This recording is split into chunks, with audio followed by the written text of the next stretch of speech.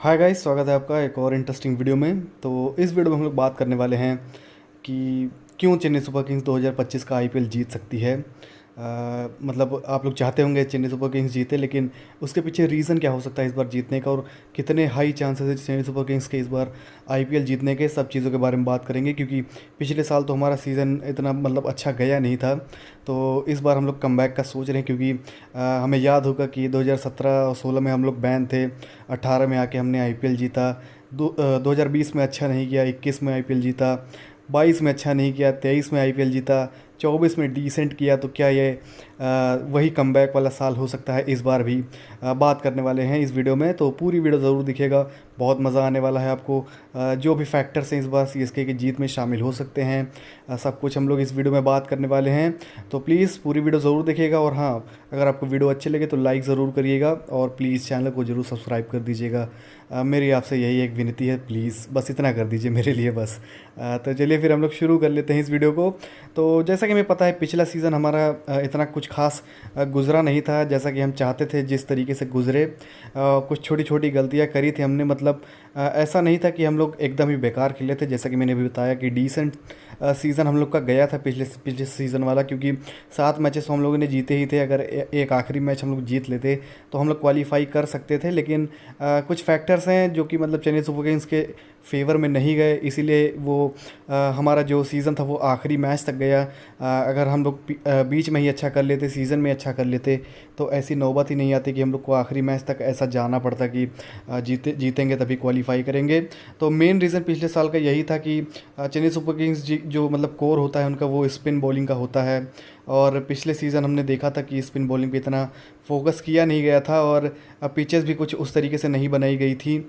और मान लीजिए, चलिए फास्टर्स के लिए हम लोग पिच बना भी रहे थे, तो कुछ वैसे क्वालिटी फास्ट बॉलर्स थे नहीं। कुछ इंजरीज हमें मतलब तंग कर रही थी, जैसे कि दीपक चहर हों या फिर मथुरा पथिराना हो, कोई भी मतलब प्लेयर हो, वो इंजरी से एकदम जूझ रहा था। तो फास्ट बॉलर की जो क्वालिटी थी वो एकदम बेकार थी पिछले साल।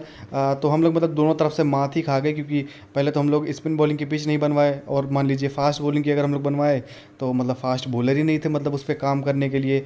बताइए, हमारे जो मेन बॉलर थे पिछले साल वो तुषार देशपांडे थे। तो आप समझ सकते हैं क्या लेवल था चेन्नई सुपर किंग्स का पिछले साल, और इसी वजह से हम लोग बॉलिंग डिपार्टमेंट पे इतना स्ट्रगल कर रहे थे। फिर हम लोग बात करें अगर बैटिंग डिपार्टमेंट की, तो ज़्यादातर जो प्लेयर्स थे वो एकदम अपने करियर के एंड में थे। और बात करें रहाणे की, तो मतलब वो भी पिछले साल उतना अच्छा नहीं खेले थे जितना वो 2023 में खेले थे। तो एक तो लेट डाउन वो था, और सीएसके के मिडिल ऑर्डर में बहुत कमज़ोरियाँ थी। मतलब हिट एंड मिस वाला पिछले साल का जो उनका कॉम्बिनेशन था, तो वो भी मतलब बहुत मुश्किल कर रहा था। समीर रिजवी को 2-3 बार मौका दिया गया, वो भी मतलब ठीक खेले लेकिन ठीक नहीं भी खेले। कुछ उस तरीके से उनका मतलब सीज़न था। फिर बात करें धोनी, तो मतलब ज़्यादा गेंदें नहीं खेल रहे थे। रविंद्र जडेजा भी उस तरीके के फॉर्म में नहीं लग रहे थे। बात करें ऋतुराज गायकवाड़ की या फिर सचिन रविंद्र की, तो फास्टर्स के खिलाफ वो भी स्ट्रगल कर रहे थे। और फास्टर्स के खिलाफ मैं बात कर रहा हूँ क्योंकि चेन्नई सुपर किंग्स ने पिछले साल फास्टर्स के ऊपर जो फोकस किया था, तो मतलब हमें बैटर्स भी कुछ उस तरीके चाहिए थे ना जो कि फास्टर्स के खिलाफ अच्छा खेल सकें। तो मतलब पिछले सीज़न कुछ क्लिक नहीं कर रहा था चेन्नई सुपर किंग्स के लिए। मैं टोटली अगर पूरा कंक्लूड करके बोलूँ तो यही मतलब कंक्लूजन निकल के आता है। तो इस बार क्या उन्होंने डिफरेंट किया है, क्या इस बार मतलब जो बदलाव किए गए हैं जिससे कि चेन्नई सुपर किंग्स बेटर लग रही है और मतलब जीत सकती है इस बार का आईपीएल। तो चलिए फिर अब हम लोग शुरू कर लेते हैं कि पहले हम लोग बैटिंग से ही देख लेते हैं। तो बैटिंग में मुझे लगता है जो कोर है बैटिंग का, मतलब जो मिडिल ऑर्डर है, वो पिछले साल से कई गुना मुझे लगता है स्ट्रॉन्ग है। फिर चाहे वो राहुल त्रिपाठी हो वन डाउन पे, शिवम दुबे हो, फिर दीपक हुडा या विजय शंकर, दोनों में से कोई एक खेल सकता है। तो यही तीन मतलब इतने मजबूत हो गए। जो हमारा कोर पिछले साल का था वो इतना मजबूत नहीं था। धोनी भी पिछले साल से फिट लग रहे हैं, मतलब उनके नी में प्रॉब्लम थी इसलिए मुझे लगता है कल कम गेंदें खेल रहे थे, लेकिन इस साल मुझे लगता है और ज़्यादा वो खेलने वाले हैं। बैट का वेट भी हल्का कर दिया है, ये तो मैंने कवर ही किया था, आपने देखा होगा। रविंद्र जडेजा अभी इतने मोराल के बूस्ट के बाद आ रहे हैं, मतलब चैंपियंस ट्रॉफी उन्होंने जिताई है और आ रहे हैं, तो वो डेफिनेटली मतलब फॉर्म में होने वाले हैं, उनके ऊपर तो कोई शक ही नहीं है। और फिर अगर लोअर हम लोग मिडिल ऑर्डर की बात करें, तो उसमें सैम करन का भी इस बार इंक्लूजन हो गया, रविचंद्रन अश्विन का भी इंक्लूजन हो गया है। तो मतलब बैटिंग एकदम बढ़ती जा रही है। नूर अहमद को भी हम लोग मतलब बैटिंग में कंसिडर कर सकते हैं, क्योंकि वो भी आकर 2-4 छक्के तो लगा ही सकते हैं। तो मतलब ओवरऑल अगर हम लोग देखें तो बहुत ही शानदार इस बार जो हमारी बैटिंग है वो हो रही है। और मेन फोकस तो इस बार स्पिन के ऊपर दिया गया है। और अगर बैट्समैन की हम लोग बात भी करें तो वो स्पिन के खिलाफ ज़्यादा बेटर मुझे लगता है बैट्समैन है इस बार अगर चेन्नई सुपर किंग्स में देखा जाए। फिर चाहे वो डेवॉन कॉनवे हो, चाहे ऋतुराज गायकवाड़ हो, फिर चाहे राहुल त्रिपाठी हो, शिवम दुबे तो मतलब स्पिन बैशर माने जाते हैं। फिर दीपक हुडा भी स्पिन के खिलाफ काफ़ी अच्छा खेलते हैं। रविंद्र जडेजा को तो आपका पता ही होगा। सैम करन भी मतलब छक्के लगाते हैं अगर आप आगे उन्हें डालेंगे बॉल। अश्विन तो एकदम मास्टर माइंड है। नूर अहमद खुद स्पिनर है तो उनको मतलब समझना तो आसान ही होगा। तो समझ सकते हैं कि इस बार मतलब बैटिंग काफ़ी स्ट्रांग है चेन्नई सुपर किंग्स की, तो डाउट करने की आपको कोई ज़रूरत नहीं है। बस बात यह है कि ट्रेनिंग में जो स्पिन के खिलाफ अच्छे दिख रहे हैं खिलाड़ी, अगर वो मैच में अच्छा नहीं करते हैं तो वो हमें बैकफायर कर सकता है। सिर्फ आप ये मतलब एक नेगेटिव पॉइंट ले सकते हैं। या फिर सचिन रविंद्र को मौका दे दिया गया और मान लीजिए स्पिन के खिलाफ वो स्ट्रगल कर रहे हैं तो ये भी एक बैकफायर कर सकता है चेन्नई सुपर किंग्स के लिए। लेकिन अगर पॉजिटिव साइड देखी जाए तो मुझे लगता है स्पिन के इस बार काफ़ी अच्छे खिलाड़ी हैं। और स्पिन की मैं बातें इसलिए कर रहा हूँ क्योंकि चेन्नई सुपर किंग्स इस बार जो चेपॉक का मैदान बनाने वाली है एकदम स्पिन फ्रेंडली होने वाला है। और हमें 7 मैचेस अपने होम ग्राउंड यानी चेपॉक में खेलने हैं। तो 7 में से मान लीजिए 6 मैचेस भी हम लोग जीतते हैं तो काफ़ी आसान हो जाएगी हमारी राह मतलब क्वालिफाई करने के लिए। इसीलिए मैं जो बैट्समैन हैं स्पिन के खिलाफ कितने अच्छे हैं इसीलिए मैं बात कर रहा था। फिर हम लोग बढ़ लेते हैं ऑलराउंडर्स की तरफ। तो ऑलराउंडर्स मैंने गिना ही दिए, ज़्यादा बात करने की मैं कोशिश नहीं करूँगा वीडियो क्योंकि ज़्यादा लंबी हो जाएगी। सैम करन है, रविचंद्रन अश्विन है, रविंद्र जडेजा हैं, दीपक हुडा हैं, ये सारे कितने अच्छे ऑलराउंडर्स हैं और सारे स्पिन काफ़ी शानदार प्लेयर हैं। ऐसा नहीं है कि फास्टर्स के खिलाफ खेल नहीं सकते ये लोग, लेकिन स्पिन के कुछ एक अलग तरीके के ये बल्लेबाज हैं। फिर अगर हम लोग बात करें बॉलिंग की, जिसके ऊपर मुझे लगता है इस बार चेन्नई सुपर किंग्स ने मतलब पूरा तख्ता पलट ही कर दिया। मतलब पिछले साल से अगर हम लोग कंपेयर करें तो मतलब ज़मीन आसमान का फ़र्क कह सकते हैं इन दोनों की बॉलिंग में। मतलब क्या ही बात की जाए। जैसे कि हमने बताया कि इस बार जो चेपॉक की पिच होने वाली है एकदम स्पिन फ्रेंडली होने वाली है। और स्पिन के ऊपर क्या ध्यान दिया इस बार चेन्नई सुपर किंग्स ने, मतलब श्रेयस गोपाल को हम लोग ले लें, मतलब खेलेंगे नहीं उसकी मैं बात नहीं कर रहा, जो मतलब हमारे पास ऑप्शन से पहले हम लोग वो देख लेते हैं।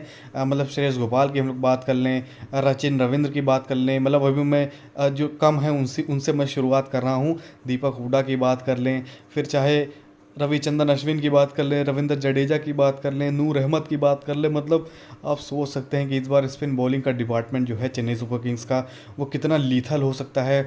और ख़ासकर जो इनका ट्रायो है मतलब रविचंद्रन अश्विन, रविंद्र जडेजा या फिर नूर अहमद, भाई यार जो आपको देखने को मिलेगा इस बार वो ब्लॉकबस्टर मूवी आपको देखने को मिलने वाली है। पूरा मतलब मज़ा आ जाएगा आपको इस बार चेवॉक के मैदान में। और मेन बात तो ये है कि चलिए हमने जो बॉलर्स है वो तो साइन किए ही हैं, मतलब हम लोगों ने एक स्पेशल बॉलिंग कोच भी साइन कर लिया, जो कि मैंने एक बॉलिंग वाली वीडियो में भी बताया था कि श्रीराम श्रीधर जो कि असिस्टेंट बॉलिंग कोच हैं लेकिन उनका जो मेन फोकस रहता है वो स्पिन बॉलिंग के ऊपर रहता है। तो आप समझ सकते हैं कि इस बार चेन्नई सुपर किंग्स कितना फोकस किया है उन्होंने स्पिन बॉलिंग पे। और फिर चाहे वो बैटिंग हो, फिर चाहे वो बॉलिंग हो, फिर चाहे वो ऑलराउंड प्रदर्शन हो, मतलब सब कुछ एकदम बैलेंस्ड है, सब कुछ एकदम परफेक्ट है। सब स्पिन के लिए मतलब जा रहे हैं। 7 मैचेस हमें स्पिन फ्रेंडली पिच यानी चेपॉक में खेलने हैं, अपने घर में खेलने हैं।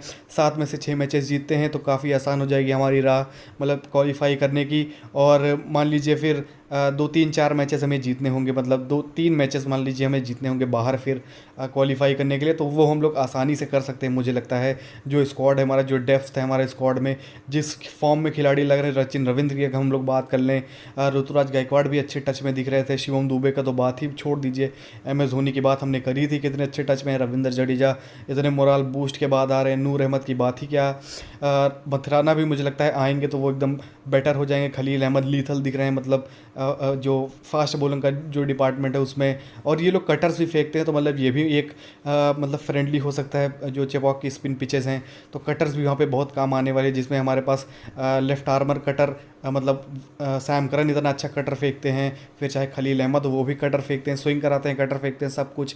सिर्फ एक जो मतलब पथिराना है वही मुझे लगता है कटर्स या स्लोवर्स पे ज़्यादा भरोसा नहीं करते हैं, तो उनकी तो मतलब यॉर्कर्स ही काफ़ी है। तो मतलब काफ़ी बेटर स्क्वाड है मुझे लगता है इस बार पिछले सीज़न से। आप मतलब एग्री करते हैं तो ज़रूर कमेंट्स में बताइएगा, और ऐसी वीडियोस अगर आप और चाहते हैं तो मैं बनाने की कोशिश करूँगा। और कैसी लगी ये वीडियो ज़रूर बताइएगा कमेंट सेक्शन में। और मेरे से एक भाई ने पूछा था कि क्या हरभजन और जतिन सप्रू का जो कंट्रोवर्सी चल रहा है वो सच है कि झूठ है, तो भाई वो एकदम झूठ है, वो सिर्फ कोई PR या फिर कोई प्रमोशन हो सकता है, बाकी इसके अलावा कुछ नहीं है। और एक बात और मैं बता दूं कि MS धोनी अभी देहरादून में उन्होंने शादी अटेंड कर लिया, ये फ़ोटो आप देख सकते हैं, रैना के साथ उन्होंने मतलब किसी और ने डाली थी, उन्होंने खिंचवाई थी, और बहुत ही जल्द वो आपको कैंप भी ज्वाइन करते हुए दिखाई देंगे। तो चलिए फिर, ये थी आज की वीडियो। अगर आपको पसंद है तो प्लीज़ लाइक ज़रूर करिएगा, चैनल को ज़रूर सब्सक्राइब करिएगा, और हाँ प्लीज़ सब्सक्राइब ज़रूर कर दीजिए, क्योंकि बहुत मेहनत लगती है बोलने में, बनाने में, सब कुछ करने में। तो आपका एक सब्सक्राइब, थोड़ा लड़खड़ा गया, मतलब एक सब्सक्राइब आपका बहुत ही मतलब मेरे मन को खुशी देगा। आपको सिर्फ बटन ही तो दबाना है, तो कर दीजिए प्लीज़। चलिए फिर मिलते हैं आपसे अगली वीडियो में, तब तक के लिए बाय।